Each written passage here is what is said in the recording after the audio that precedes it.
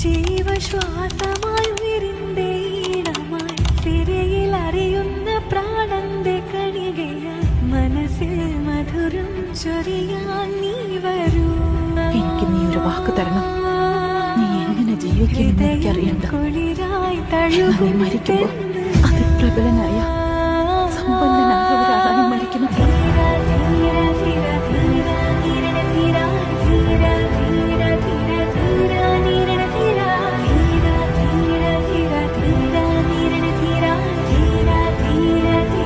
അമ്മ, ഈ ലോകത്തിലുള്ള എല്ലാ സ്വർണവും ഞാൻ അമ്മയ്ക്ക് കൊണ്ടുതരും.